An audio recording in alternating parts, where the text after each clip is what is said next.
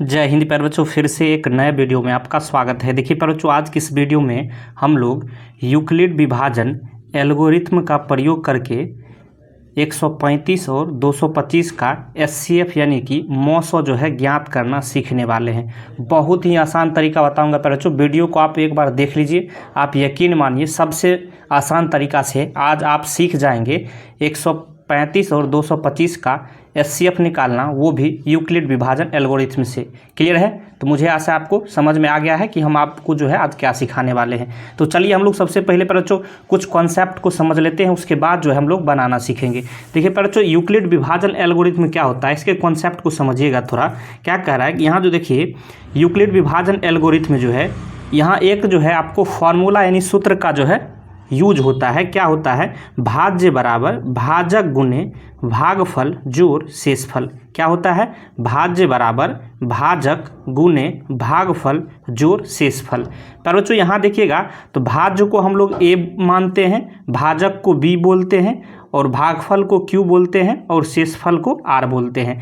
तो यहाँ से देखिएगा तो भाज्य मतलब ए बराबर क्या हो जाएगा? भाजक गुने भागफल मैंने बी गुने क्यू प्लस शेषफल मतलब आर। तो ए बराबर बी क्यू प्लस आर जो होता है, आप देखे होइएगा यही सारे जो है आपको बुक में लिखे रहेंगे यूक्लिड विभाजन एल्गोरिथम में से। तो ये कहाँ से आया बच्चों? आज आपको इस कॉन्सेप्ट को आप समझ गए हैं। ये भाज्य बराबर भाजक गुने भागफल जोड़ शेषफल से ये फॉर्मूला निकल के आया है। जहाँ आर क्या बच्चों? शेषफल है, बी भाजक है और क्यू क्या है? भागफल है। एक चीज़ और लिखा रहता है कि 0 से बड़ा या बराबर आर का मान जो है बी से छोटा या बराबर होना चाहिए।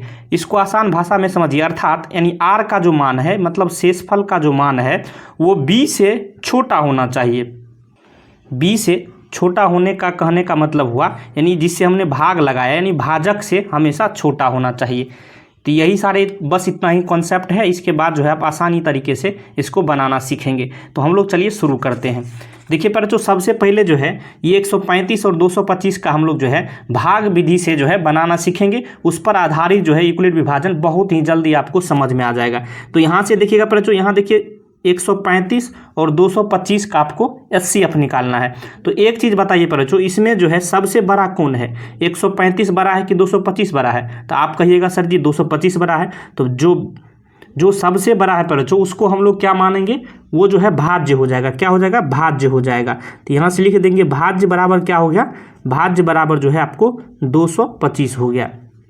सबसे बड़का को हम लोग भाज्य बोलेंगे। उसके बाद देखिए 135 जो बच गया है वो क्या हो जाएगा बच्चों? तो वो जो है भाजक हो जाएगा। क्या हो जाएगा? भाजक बराबर अब क्या हो जाएगा? भाजक बराबर जो है 135 हो जाएगा। क्लियर है? इतना चीज समझ गए। जो बड़ा संख्या है वो भाज्य होगा और जो छोटा संख्या है वो क्या हो जाएगा? भाजक हो जाएगा।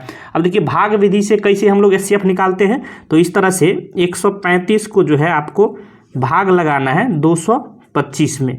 इस तरह से हम लोग निकालते हैं। अब देखिए बच्चों कितना से लगेगा? भाग विधि से हम लोग निकाल रहे हैं तो ये 1 से लगेगा, क्योंकि अगर 2 से लगाते हैं तो ये 135 दूनी 270 हो जाता है, जो 225 से ज़्यादा हो जाएगा। तो हमको ज़्यादा वाला नहीं लेना होता, उससे छोटा वाला लेना होता है। इसलिए यहाँ जो है 135 से ये एक बार में लग जाएगा। अब क्या हम लोग करते हैं बच्चों? घटाते हैं। तो 5 में से 5 जाएगा तो 0।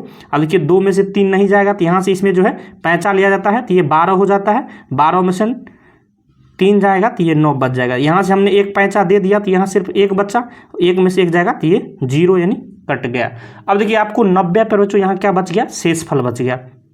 अब क्या होता है भाग विधि में, जो शेषफल बचा है उसको पहले वाला जो हमने भाग लगाया है उसको यहाँ बीच में उतार लेते हैं। मतलब यहाँ 135 को आपको नीचे उतार लेना है जिससे हमने भाग लगाया है। इसी तरीका से भाग विधि द्वारा एचसीएफ निकाला जाता है। कितना से लगेगा बताइए? 1 से ही लगेगा, क्योंकि 2 से भी बड़ा हो जाएगा। तो 90। अब फिर से यहाँ क्या करेंगे? घटा लेंगे। तो 5 में से 0 जाएगा तो 5, ये यहाँ जो है 13 में से 9 जाएगा तो ये 4 बच गया। देखिए यहाँ 45 फिर से शेष निकल के आ गया बच्चों।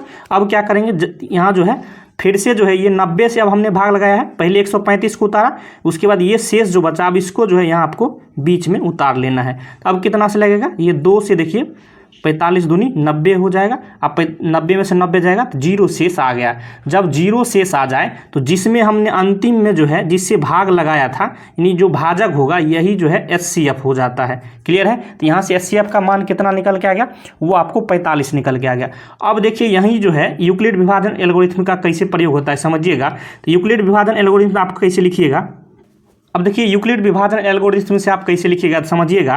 क्या फार्मूला हमने बताया है, भाज्य यानी A बराबर BQ प्लस R, यानी A जो है भाज्य है, B क्या है भाजक है, Q जो है भागफल है और R क्या है शेषफल है। तो यहाँ से देखिएगा तो यहाँ 225 क्या है भाज्य है, तो 225 भाज्य बराबर मतलब यहाँ 225 लिखेंगे, बराबर क्या हो गया 225 बराबर क्या होगा 135 BQ, B का मतलब भाज्य जिससे हमने भाग लगाया है, तो ये 135 है और गुने Q कितना कितना हमने यहाँ भागफल लगाया है पहले वाला में तो 1, तो गुने 1 होगा, फिर प्लस यहाँ जो है शेषफल कितना निकला है तो 90 निकला है, तो यहाँ 90 लिख देंगे। देखिए बहुत ही आसान तरीका से आप जो है इस तरह से बनाने के बाद आसानी से आप जो है यूक्लिड विभाजन एल्गोरिथम में बैठा सकते हैं। अब देखिए बच्चों यहाँ जो है फिर से हमने अब ये टर्म क्लियर किया। अब यहाँ जो है भाज्य यहाँ क्या आ गया 135 आ गया, मतलब ये पहले वाला जो है जिसको यहाँ आपको उतार लेना है। तो 135 बराबर क्या हमने लिखेंगे अब यहाँ 90 गुने 1 प्लस 45,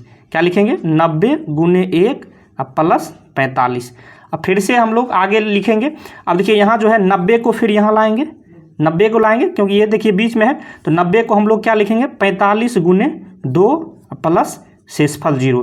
अब जब शेष 0 आ जाए तो वहीं रुक जाना है, और जिससे हमने लास्ट जो भाजक हो ये जो है 45, यही जो है आपका HCF हो जाएगा।